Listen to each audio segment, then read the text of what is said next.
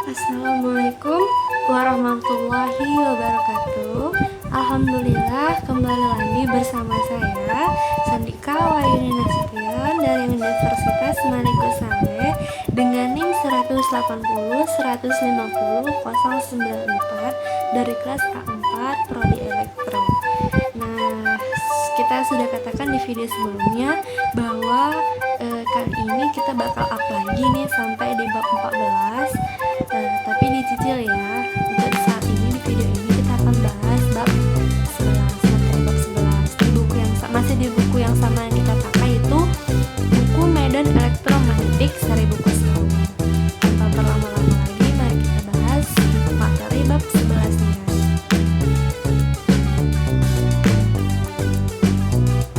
Nah, di bab 11 kita bakal membahas induktansi dan rangkaian magnetik. Ada 10 subbab yang bakal kita jelaskan pada bab 11 ini.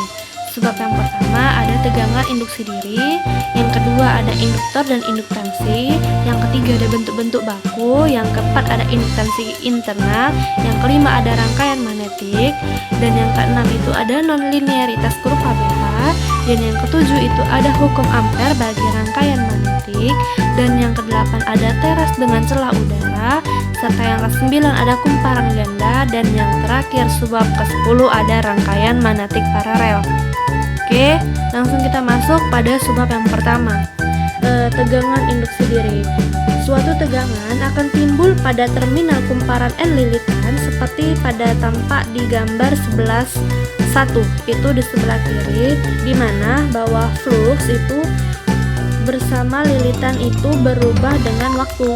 Tegangan induksi atau imbasnya ini diberikan oleh hukum Faraday. Maka hukum Faraday itu disebutkan V sama dengan minus N d flux per dt.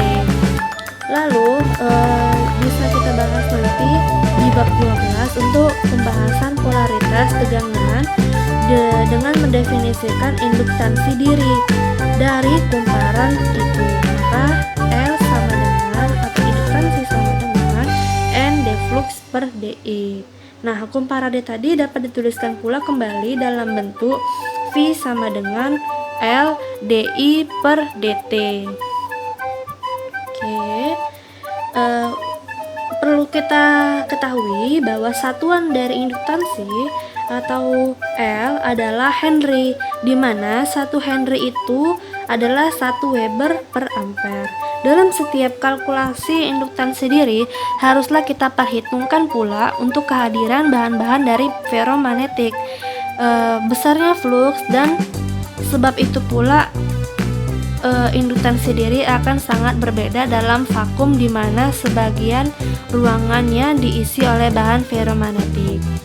Nah, oke. Kita lanjut di 11.2, subbab yang kedua ada induktor dan induktansi. Induktor atau kita sering sebut itu induktansi dibentuk oleh dua penghantar yang terpisah oleh ruang bebas dan tersusun sedemikian rupa hingga flux magnetik dari yang satu terkait dengan yang lainnya. Untuk arus-arus statis I atau yang paling jauh dari frekuensi terendah itu penghantar itu misalkan itu flux total yang mengaitkan penghantar tersebut adalah lambda sama dengan N flux dan flux. Nah, di mana N flux itu bagi kumparan dan flux sendiri itu bagi susunan lain. Maka induktansi diri induktor yang tadi didefinisikan sebagai L sama dengan lambda per I. Nah, patut kita ketahui bahwa L akan selalu berupa perkaitan dari mu nol dengan faktor geometri yang berdimensi panjang. Lalu kita bandingkan dengan ungkapan bagi hambatan R di bab 6 dan kumparan dan kapasitansi C di bab 7. Oke, lanjut kita bahas di bab subbab 3, yaitu bentuk-bentuk baku. Di samping penghantar koaksial, beberapa bentuk paling umum konfigurasi penghantar yang induksinya diinginkan ditujukan pada gambar 11.3 sampai 11.4. Nah, persamaan-persamaan ini di definisian seperti yang telah dikemukakan dapat diterapkan di sini untuk memperoleh ungkapan bagi induktansi, terkecuali dalam hal kumparan yang berteras udara yang ungkapannya didapatkan secara empiris. Semua dimensi adalah dalam satuan meter. Nah, dapat kita ketahui bahwa yang di sini itu gambar 11.3, ini ada 11.4, ini ada 11.5. Nah, di gambar 11.3 itu ada toroida dengan penampang segi 4 dengan rumus L sama dengan mu 0 n kuadrat A per 2pi ln R2 per R1 dengan satuan Henry. Dan 11.4 itu gambar toroida dengan penampang yang umum, lalu dengan menganggap kerapatan fluks rata-rata pada radius rata-rata dengan rumus yaitu L sama dengan mu 0 n kuadrat S per 2 pi R dengan satuan Henry. Nah, untuk gambar 11.5 ada itu adalah gambar penghantar-penghantar paralel dengan jari-jari A. Maka untuk rumusnya sendiri itu ada L per L adalah sama dengan mu 0 per pi R cos D per 2A Henry per meter. Oke. Nah, ini ada 11.6. Itu gambar 11.6 adalah gambar penghantar silindris yang sejajar dengan bidang tanah. Ya kan? Dengan rumus L per L sama dengan mu 0 per 2pi R cos D per 2A Henry per meter, atau sama dengan mu 0 per 2pi ln dA D per A dengan satuan yang sama yaitu Henry per meter. Nah, gambar 11.7 itu adalah gambar solenoida panjang dengan luas penampang S yang kecil dengan rumus L sama dengan mu 0 dikali N kuadrat S per L dengan satuan Henry. Nah, ini ada dua gambar sebagai gambar tambahan, yaitu gambar 11.8 adalah gambar kumparan yang berlapis tunggal dengan teras udara, dan gambar 11.9 adalah kumparan yang berlapis ganda dengan teras udara. Nah, di 11.8 mempunyai rumus yaitu L sama dengan 39,5 N kuadrat A kuadrat per 9A ditambah 10L dengan satuan mikrohenry. Nah, untuk 11.9 dengan rumus yaitu L sama dengan 31,6 N kuadrat R kuadrat per 6R1 ditambah 9R ditambah 10 dikali R2 kurang R1 dengan satuan mikrohenry. Oke, kita lanjut di 10.4 atau subbab yang keempat, itu ada induktansi internal. Fluks magnetik sesungguhnya juga ada yang melalui penampang di dalam penghantar seperti halnya di luar penghantar. Maka dalam penghantar yang berjari-jari A itu mempunyai hukum ampere memberikan H sama dengan IR per 2A kuadrat A fluks, dan B sama dengan mu 0 IR per 2A per 2 pi A kuadrat A fluks. Penghantar yang lurus pada gambar 11.8a hendaknya dibayangkan sebagai bagian yang pendek dari torus tak berhingga, sebagaimana yang disarankan di gambar 11b. Nah, ini adalah gambar 11a. Nah, ini adalah gambar 11b. Ya kan? Maka filamen arus menjadi lingkaran dengan jari-jari tak berhingga. Garis-garis fluks menembus jalur IDR hanya mengelilingi filamen yang jaraknya dari poros penghantar lebih kecil dari R. Jadi, permukaan terbuka yang dibatasi oleh salah satu filamen itu dipotong sekali, maka atau menjadi N kali dan menjadi N ganjil oleh garis deflux. Sedangkan filamen seperti 1 atau 2 tidak dipotong, maka terjadi terpotong N kali dan menjadi N genap. Akibat dari A flux hanya terkait dengan fraksi pi R kuadrat per pi A kuadrat dari arus total, sehingga kaitan flux total itu diberikan oleh jumlah dengan bobot. Oke, kita lanjut pada 11.5 subbab kelima, yaitu rangkaian magnetik. Nah, Misal jika hukum Ampere diterapkan pada lintasan tertutup C yang melalui kumparan panjang berteras udara di gambar 11.10. Hasilnya adalah itu integral garis tangensial H sama dengan NI. Tetapi di luar kumparan garis-garis fluks tersebut sangat memancar sehingga B kecil harganya. Praktis fluks itu terbatas di dalam kumparan saja, dan sebagai akibatnya H sama dengan NI per L. Permeabilitas relatif bahan-bahan ferromagnetik itu mu R mempunyai ordo ribuan. Sebagai konsekuensinya, untuk kerapatan fluks B sama dengan mu R dikali mu R, mu 0 dikali mu R dikali H adalah untuk H itu tertentu menjadi jauh lebih besar daripada dalam ruangan hampa. Nah, di dalam gambar 11.11 terdapat kumparan di sana terdapat kumparan yang tidak terdistribusi rata sepanjang teras besi. Namun akan tetapi faktor dari NI dari kumparan tadi menimbulkan fluks yang mengikuti teras tersebut. Oke, lanjut ke 11.6, itu ada non-linearitas kurva BH.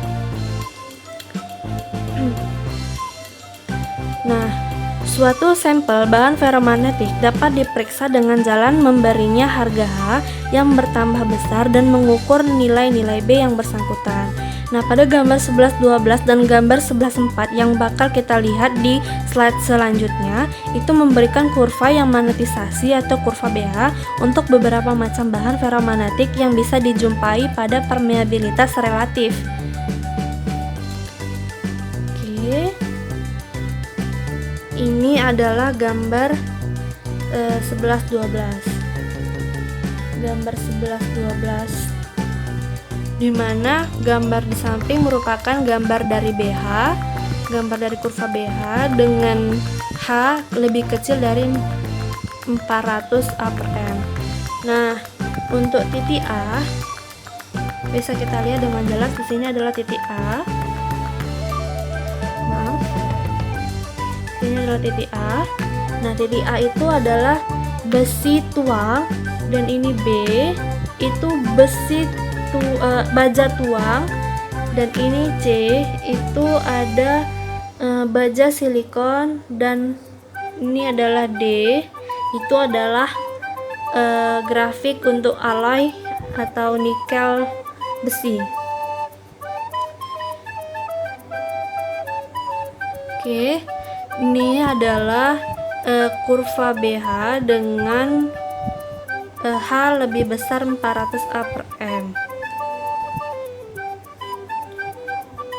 Nah, untuk kurva A itu adalah kurva besi tuang yang ini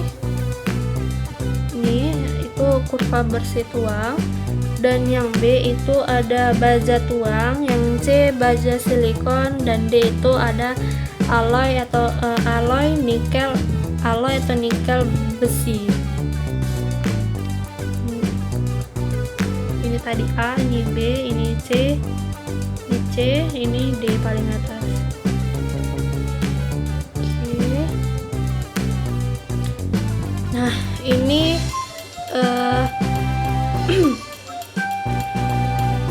nah di sini mu R-nya dapat dihitung dari kurva BH memakai rumus mu R sama dengan B per mu 0 H. Pada gambar 11.4 yang di samping kiri memperlihatkan bahwa sifat ketak linearnya yang ekstrim dari mu R terhadap H untuk baja silikon. Nah, sifat ini tuh menghendaki agar soal-soal mengenainya itu diselesaikan secara grafis. Oke, lanjut ke 11.7. Ada hukum Ampere bagi rangkaian magnetik. Suatu kumparan dengan N lilitan dan arus I yang melilit teras ferromagnetik menghasilkan gaya gerak magnetik atau GGM, yang disingkat itu GGM, yang diberikan oleh NI. Untuk GGF ini sering sekali digunakan sering sekali digunakan simbol F. Satuannya adalah ampere.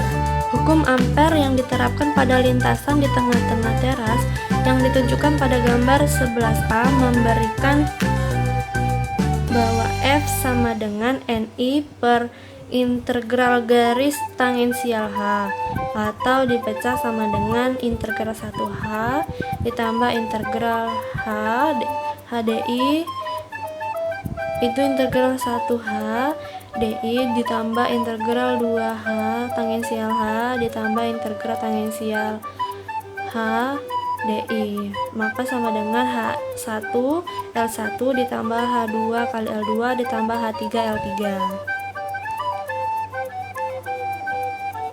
Nah, perbandingan dengan hukum Kirchhoff pada rangkaian sederhana dengan 3 resistor dan GGL V. V sama dengan V1 tambah V2 tambah V3. Itu menyarankan agar F dipandang sebagai kenaikan NI dan nilai-nilai HL sebagai penurunan NI, mengambil analogi dengan kenaikan tegangan V dan penurunan tegangan V1, V2, dan V3. Analogi tersebut juga dikemukakan di gambar 11-15 yang sudah kita paparkan di slide sebelumnya, dan pada gambar 11-5C yang udah ini dia. Oke, kita ulang. Ini ada gambar 11-15 untuk yang B, ini yang C, bisa diperhatikan baik-baik. Nah, maka flux di gambar 11-15D adalah analog dengan arus I, sedangkan reduktansi R analog dengan hambatan R. Suatu ungkapan hanya untuk reduktansi dapat diperoleh dengan cara berikut. Penurunan NI sama dengan HL atau BA dikali L per mu A. Itu sama dengan flux R atau flux reduktansi. Maka reduktansi adalah L per mu A H minus pangkat minus 1. Jika semua reduktansi diketahui, maka dapat ditulis F sama dengan NI atau sama dengan flux dikali R1 R2 ditambah R2 tambah R3, atau flux dikali reduktansi 1 ditambah reduktansi 2 ditambah reduktansi 3. Dan sebagai persamaan bagi rangkaian magnetik pada gambar 11-5B, namun mu R bagi bahan-bahan yang dipakai mesti diketahui terlebih dahulu sebelum harga-harga reduktansi itu dapat dihitung, dan hanya setelah B saja atau H saja yang diketahui baru nilai mu R dapat kita tentukan pula. Jadi ini berbeda dengan hubungan R sama dengan L per delta A, di mana konduktivitas tidak bergantung pada besarnya arus. Oke, yang ke-8, subbab yang ke-8 ada teras dengan celah udara. Nah, rangkaian magnetik dengan celah udara yang sempit sangat biasa dijumpai. Celah itu umumnya dibuat sekecil mungkin karena penurunan NI pada celah seringkali jauh lebih besar dari penurunan tersebut pada teras.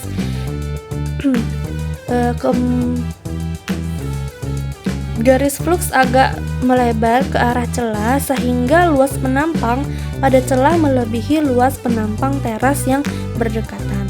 Asalkan panjang dari LA dari celah lebih kecil dari 1/10 dari ukuran teras yang terkecil, dapat dihitung luas semua S dari celah tersebut untuk teras persegi panjang dengan ukuran A dan B. Maka dirumuskan untuk persegi panjang dengan ukuran A dan B itu SA sama dengan A dikali LA ditambah LA dikali B ditambah LA. Nah, jika flux total dalam celah udara diketahui H dan HA LA dapat dilangsungkan untuk dihitung menjadi HA sama dengan 1/0 dikali flux per SA.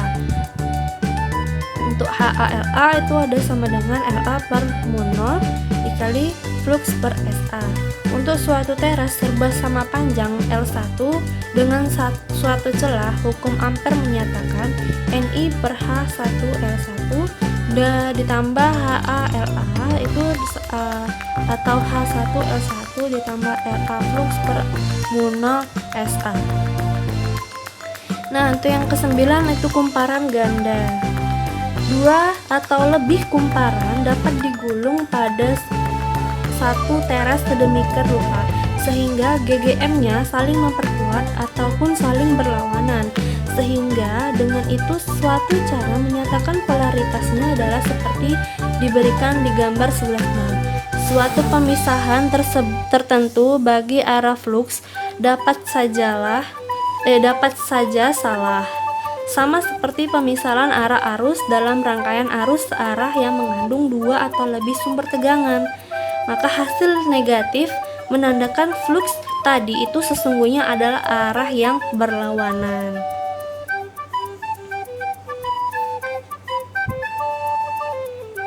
Nah, yang terakhir itu ada di subbab yang ke-10, yaitu rangkaian magnetik paralel. Metode penyelesaian masalah rangkaian magnetik paralel adalah seperti yang disarankan untuk ekuivalennya pada gambar 11-18b. Oke, yang di sebelah bawah kanan dapat kita lihat bahwa cabang yang di sebelah kiri mengandung kenaikan Ni di samping suatu penurunan Ni. Maka penurunan Ni di antara titik-titik cabang A dan B dapat ditulis untuk setiap cabangnya sebagai berikut. F sama dengan H1L1 atau H2L2 atau H3L3. Di mana fluks-fluksnya memenuhi, yaitu fluks 1 sama dengan fluks 2 ditambah fluks 3. Terus untuk pemakaian yang lebih dari satu macam bahan untuk bagian-bagian teras memaksa kita untuk bekerja dengan beberapa kurva BH tadi yang sebelumnya. Nah, suatu celah yang dibuat pada salah satu cabang akan membuat MMF menjadi H1L1 ditambah HALA bagi cabang tersebut. Perlu menggambarkan rangkaian ekivalen dalam permasalahan rangkaian magnetik paralel. Nah, kita juga perlu membiasakan yang baik untuk mencatat macamnya bahan ataupun luas penampang dan panjang rata-rata dan langsung pada diagram itu. Dalam persoalan yang lebih kompleks, suatu skema seperti tabel 11.1 yang kita dapat lihat di pojok sebelah kanan atas dapat pula bermanfaat. Data-data tersebut ditulis dalam tabel itu dan besaran-besaran lain kemudian dihitung atau diambil dari kurva-kurva BH yang bersesuaian. Sekian dari presentasi saya.